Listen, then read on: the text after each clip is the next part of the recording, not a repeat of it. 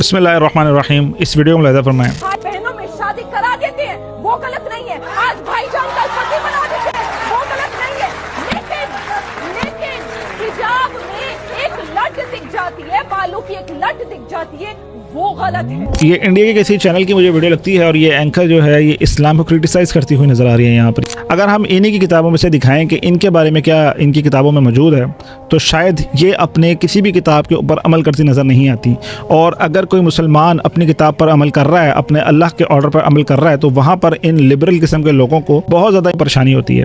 और इस लड़की का ताल्लुक़ जो है वो मुझे हिंदुइज़म से लगता है। अगर हम Manusmriti chapter number 5 verse number 147 का मुताला करें, जिसके अंदर लिखा है a woman must always dress in a way that cover her body is modest, यानी एक औरत को अपने आप को ढांप कर रखना चाहिए, एक औरत को अपने आप को ढांप कर रखना चाहिए, यानी आपको हिजाब ही करना चाहिए। 148 का मुताला करते हैं तो उसके अंदर क्लियरली लिखा है एक औरत को अजनबी मर्दों के सामने अपने बालों को और अपने जिस्म को जाहिर नहीं करना चाहिए। आपकी किताब महाभारत, जिसको आप अनुशासन पर्व कहते हैं, इसके चैप्टर नंबर 47 वर्स 15 के अंदर लिखा है A virtuous woman is one who covers her body and hairs, is modest in her behavior, यानी एक नेक औरत वो है जो अपने बालों को और अपने जिस्म को ढांपती है और अपने रवैये में इफ़्फ़त का मुज़ाहरा करती है, जो कि इस औरत के अंदर यहाँ पर बिल्कुल भी नज़र नहीं आ रहा। A woman beauty is not her physical appearance but in her character, यानी एक औरत की खूबसूरती उसके जिस्म के इजहार में नहीं, उसके जिस्म को ज़ाहिर करने में नहीं, बल्कि उसके किरदार में है।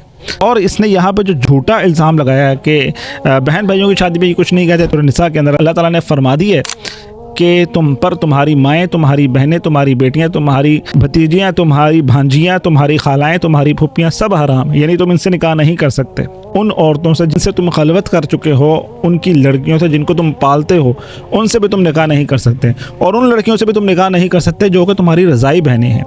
तो अल्लाह सुब्हानहू व तआला ने कुरान मजीद में हमें हमारे लिमिट्स बता दी हुई हैं कि यहाँ पर न्यूज़ चैनल पर बैठ के ये जाहिल किस्म के जो एंकर्स हैं ये हमें नहीं बताएंगे हम मुसलमानों ने किस तरीके से अपने दीन को फॉलो करना है। अल्लाह पाक हमें कुरान पर अमल करने की तौफीक अता करे, आमीन। तुम पर तुम्हारी माएँ और बेटियां और बहनें और फूफियां और खालाएं और भतीजियां और भांजियां और वो माएँ जिन्होंने तुमको दूध पिलाया हो और रज़ाई बहनें और सासें हराम कर दी गई हैं। और जिन औरतों से तुम खलवत कर चुके हो, उनकी लड़कियां जिन्हें तुम परवरिश करते हो, वो भी तुम पर हराम है। हाँ, अगर उनके साथ तुमने खलवत न की हो तो उनकी लड़कियों के साथ निकाह कर लेने में तुम पर कुछ गुनाह नहीं। और तुम्हारे सुलभी बेटों की औरतें भी और 2 बहनों का इकट्ठा करना भी हराम है, मगर जो हो चुका सो हो चुका। बेशक अल्लाह बख्शने वाला है, बड़ा मेहरबान है।